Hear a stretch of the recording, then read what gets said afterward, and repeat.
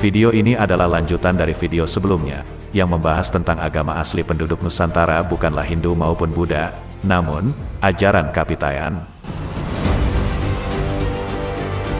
Pemahaman ini penting dipahami, karena semakin kesini, ada saja narasi-narasi yang ingin memposisikan Islam sebagai agama pendatang, agama impor, dan menghapus agama penduduk lokal, yang menurut mereka adalah Hindu-Buddha.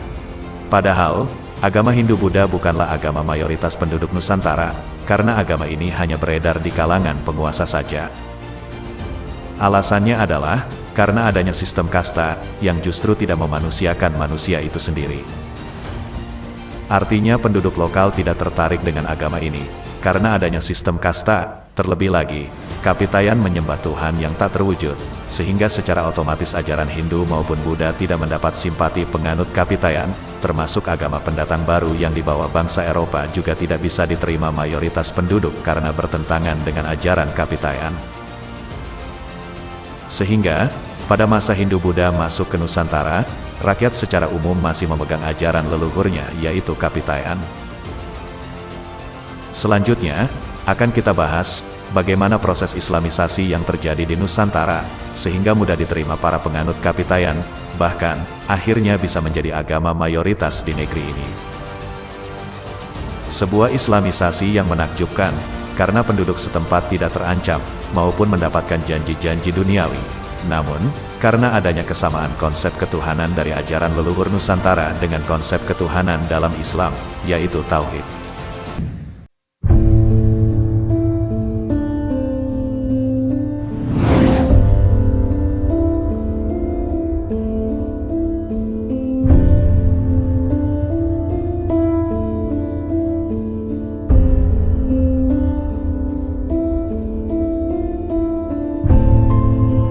Ketika Islam datang, para ulama menjelaskan bahwa Allah itu konsepnya sama dengan Tuhan mereka, yaitu tidak bisa diindra. Jika Allah tak bisa diindra, lantas bagaimana caranya manusia untuk bisa menjangkau hakikat Allah? Yaitu dengan melihat ciptaan atau makhluknya Allah itu sendiri, seperti gunung, laut, pohon, batu, dan lain-lain. Termasuk pada makhluk-makhluk ciptaan yang tak bisa diindra, atau gaib, seperti jin, yang dalam keyakinan masyarakat pra-Islam saat itu, diartikan sebagai hantu, roh halus, maupun dewa-dewa kecil. Menurut Islam, pemahaman mereka akan hal-hal gaib itu, sebenarnya hanya persepsi manusia saja, yang memang berangkat dari keterbatasan informasi mereka, yang penjelasannya bukan berasal dari Tuhan itu sendiri.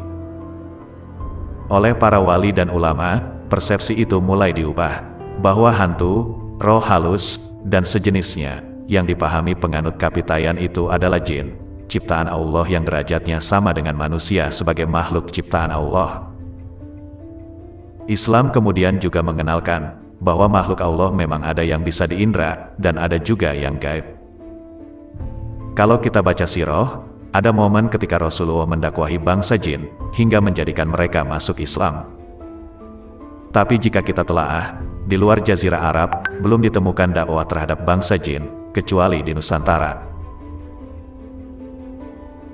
Akibat kuatnya budaya kepercayaan terhadap roh, bahkan, Sunan Kalijaga secara khusus membuat tembang atau nyanyian, yang bernuansa mistis.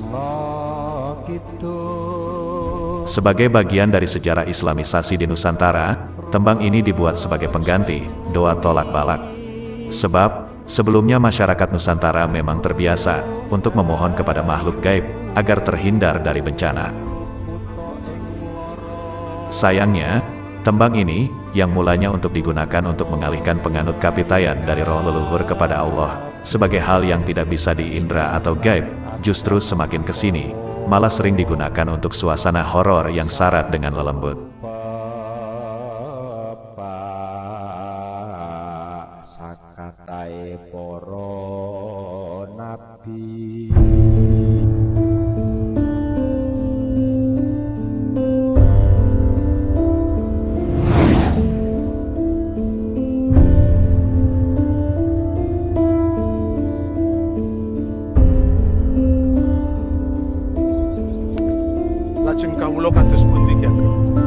Termasuk persepsi penganut Kapitayan tentang tempat keramat.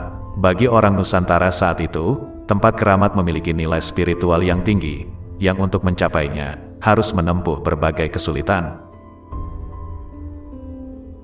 Ketika mengislamkan Nusantara, para ulama juga menyampaikan bahwa dalam Islam juga ada tempat keramat, yakni Mekah dan Madinah. Di sana, umat Islam melakukan ritual haji, dan untuk mencapai ke sana, bahkan harus mengerahkan usaha yang luar biasa, berbulan-bulan mengarungi lautan, yang tidak hanya mengorbankan harta, tapi juga bertaruh nyawa. Bahkan, orang yang bisa kembali dari haji, dianggap sangat luar biasa, sakti mandraguna. Dengan islamisasi yang seperti inilah, penduduk setempat tidak kesulitan untuk menerima Islam.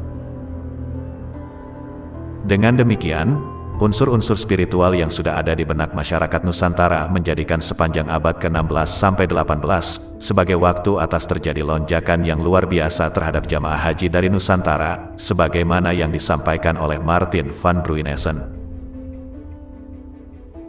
Padahal, Nusantara adalah wilayah paling jauh dari Timur Tengah, tapi masyarakat Nusantara tidak mempermasalahkannya, karena sudah ada persepsi-persepsi tadi. Banyaknya kesamaan antara kepercayaan pra-Islam dengan Islam itulah, yang menyebabkan islamisasi masyarakat Nusantara terjadi dengan begitu mudah, dan mengakar kuat, meskipun pada awalnya, unsur mistisnya masih kental. Islam juga semakin diterima, seiring banyaknya perubahan sosial, sebagaimana dihapuskannya keberadaan kasta yang sangat elitis, dan menyulitkan masyarakat dalam beragama. Kalangan elit yang juga jengah dengan kelakuan kolega-kolega mereka, yang menganut Bhairava Tantra, sebuah sekte hasil sinkretisme Buddha aliran Mahayana, dan Hindu aliran Siwa dengan ritual yang tidak bermoral dan tidak manusiawi, akhirnya juga memilih untuk masuk Islam.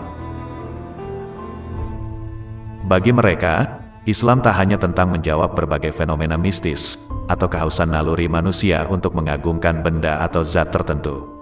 Islam juga dianggap lebih murni, lebih jernih, lebih santun, lebih manusiawi, lebih masuk akal, serta banyak mengajarkan tentang kebaikan manusia.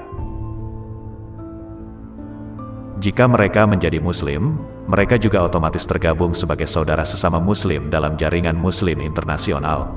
Bagi masyarakat Nusantara yang gemar berdagang mengarungi lautan, hal ini tentu memudahkan kehidupan mereka. Sejarawan kontemporer Australia yang memiliki otoritas dalam sejarah Jawa, yang bernama Wycliffe, bahkan berani menyatakan bahwa di abad ke-15, Islam berhasil menjadi sumber perubahan besar di Nusantara.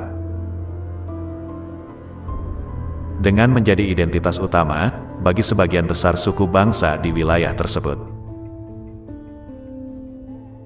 Bahkan, ada ungkapan menarik, bahwa Jawa itu Islam, dan Islam itu Jawa.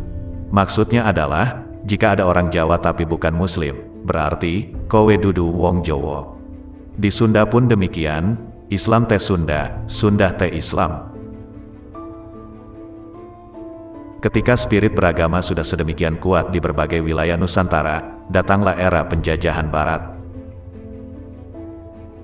Begitu para penjajah tiba, mereka dikejutkan, karena harus berhadapan dengan Islam yang sangat membenci kolonialisme.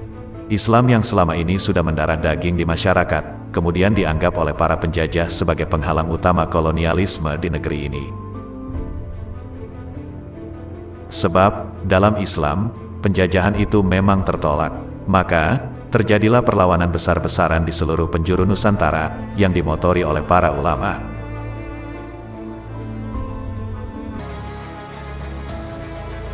Sejarah dan peradaban Islam merupakan bagian penting, yang tidak mungkin dipisahkan dari kehidupan kaum muslimin dari masa ke masa.